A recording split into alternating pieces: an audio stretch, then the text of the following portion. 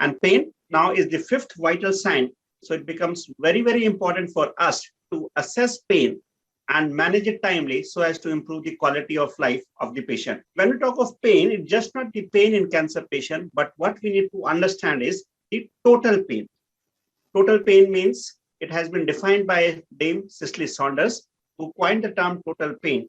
And it characterizes the multidimensional nature of the palliative patient's pain experience, and it includes four basic domains: the physical, psychological, social, and spiritual.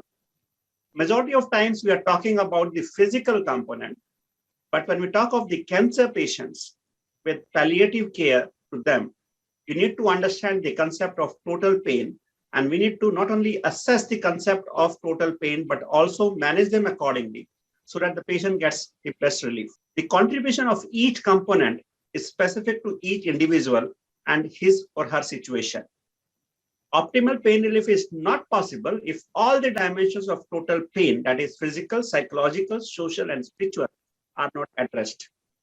And this is what we need to understand, the concept of total pain, where we are targeting for the assessment of variable regions which are associated with physical component, psychological component, spiritual, and social component. All those components need to be assessed, whether the patient is having that component of the pain itself, and we need to manage them accordingly so that patient gets a total pain relief. And this is what is required for these patients when we talk of pain management. For management, we need to understand that the management of pain in cancer patient is always an interdisciplinary, a multimodal management. And the main goal or the target is to improve the quality of life with minimal side effects by using whatever the treatment modalities that we use. And it is aiming again for the functional recovery of the patient. Now, this is the conventional pain pathway that we need to also understand when we try to assess and manage these patients, wherein we talk of the transduction, transmission, modulation, and perception. So these are the four basic aspects from which the pain transmits from the periphery to the central perception of this pain. This needs to be understood because not only the assessment modalities, but also the management modalities would depend upon these four basic components.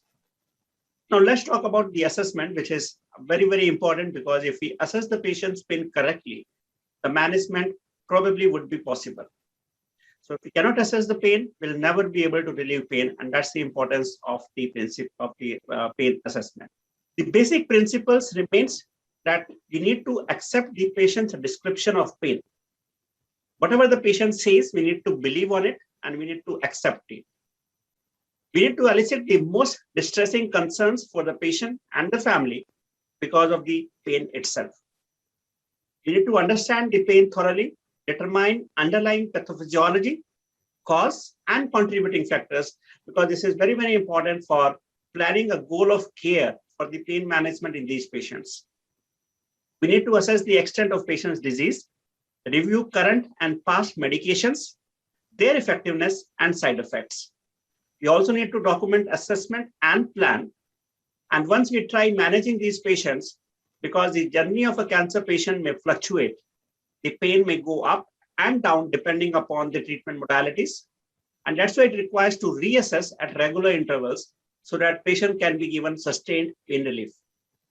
And the basic outcome or goal remains improving the overall functionings, improving the quality of life, and whatever approach we follow, it should be a patient-centered approach, because each patient is an individual patient.